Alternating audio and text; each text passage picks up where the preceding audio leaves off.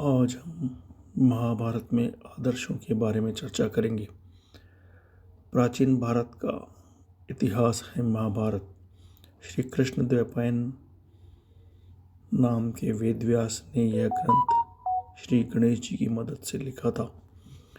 जीवन के रहस्यों से भरे इस ग्रंथ को पंचम वेद कहा गया है। यह ग्रंथ हमारे देश के मन प्राण में बसा हुआ है। यह भारत की राष्ट्रीय गाथा है। इस ग्रंथ में तत्कालीन भारत का समग्र इतिहास वर्णित है। यह ग्रंथ अपने आदर्श स्त्री पुरुषों के चरित्रों से हमारे देश के जनजीवन को प्रभावित करता रहा है। इसमें सैकड़ों पात्रों, स्थानों, घटनाओं तथा विचित्रताओं व विडंबनाओं का वर्णन है। महर्षि वेदव्यास ने महाभारत के रूप में आर्य संस्कृति के प्रतिमानों को धर्म एवं नीति के सुदृढ़ आधार पर स्थापित करने का प्रयास किया है। महाभारत का प्रत्येक पात्र अपने आप में विशिष्ट है। यह किसी न किसी गुण अथवा अवगुण का प्रतिनिधित्व करता है। वेदव्यास ने श्री कृष्ण को नारायण का अवतार मानकर ही उनसे संबंधित प्रसंग लिखे हैं। गुरु राज्य का मंत्री विदुर भी श्री कृष्ण की भांति एक आदर्श पात्र है। वह नीतिशास्त्र एवं धर्मशास्त्र का ज्ञाता है। स्पष्ट भाषी होने के कारण वह राज्य लोभी धृतराष्ट्र को धर्म एवं नीति पर चलने के लिए प्रेरित करता है तथा धृतराष्ट्र को उसके पुत्र मोह के लिए धिक्कारता है। भीष्म के रूप में वेदव्यास ने एक अलग तरह का आदर्श प्रस्तुत किया है।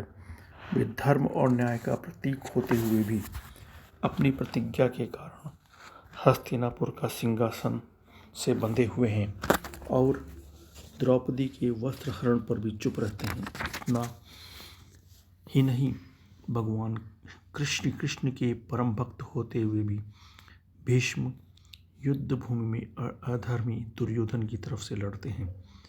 वे चाहते हैं कि इस युद्ध में धर्म अर्थात पांडव पक्ष की विजय हो, इसलिए वे पांडव को अपनी मृत्यु का तरीका बताते हैं। इसी प्रकार धर्मराज युधिष्ठिर का चरित्र भी मनुष्य के गुणों की पराकाष्ठा है।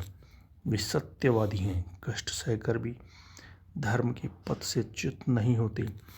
वन पर्व में वे अपने अदृश्य यक्ष द्वारा पूछे गए प्रश्नों के उत्तरों में धर्म का पक्ष लेते हैं और अपने बलशाली भाई भीम या अर्जुन के स्थान पर अपनी विमाता माद्री के पुत्र को जीवित करने की प्रार्थना करते हैं।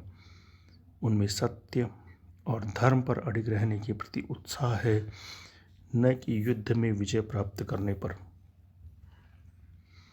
वेदव्यास ने भीमसेन के रूप में शारीरिक बल एवं नीति का समन्वय किया है। अर्जुन के रूप में उन्होंने शौर्य, ईश भक्ति और भ्रातृत्व प्रेम से युक्त अद्भुत पात्र की रचना की है। नकुल और सहदेव के रूप में उन्होंने विमाता के पुत्रों को बड़े भाइयों के प्रति विनय एवं सदा सही रहने वाला दिखाया है। पांचों भाई अत्यंत बलशाली होते हुए भी धर्म के मार्ग पर चलते हैं और बड़ों के सामने विनम्रतापूर्वक व्यवहार करते हैं। वे निरंतर विपत्तियों का सामना करते हुए भी धैर्य नहीं खोते।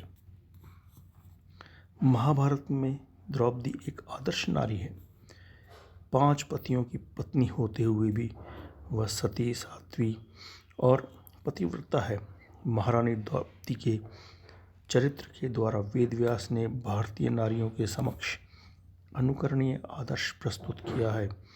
वन पर्व में द्रौपदी के गुणों का बहुत सुंदर वर्णन हुआ है।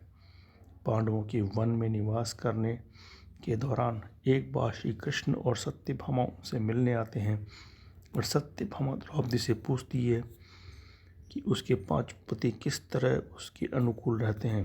द्रौपदी कहती है, मैं अहंकार, काम और क्रोध को छोड़कर पांडवों की सेवा करती हूँ। मैं कभी उन्हें कटु वचन नहीं कहती, असभ्य की भांति व्यवहार नहीं करती। पतियों के अभिप्रायपूर्ण संकेत का सदैव अनुसरण करती हूँ। देवता, मनुष्य, गंधर्व, कितना भी रूपवान संपन्न पुरुष मेरे सामने आ जाए, फिर भी मेरा मन पांडवों को नहीं छोड़ता।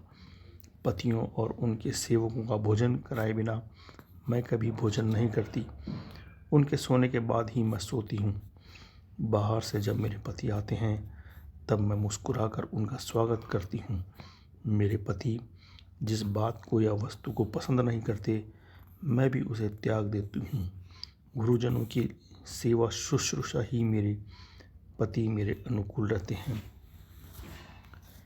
द्रौपदी के इस कथन में आदर्श नारी का चरित्र स्पष्ट होता है। इस आख्यान के माध्यम से वेदव्यास भारतीय नारियों को पति से प्रेम करने एवं उसके प्रति अनुरक्त रहने की शिक्षा देते हैं।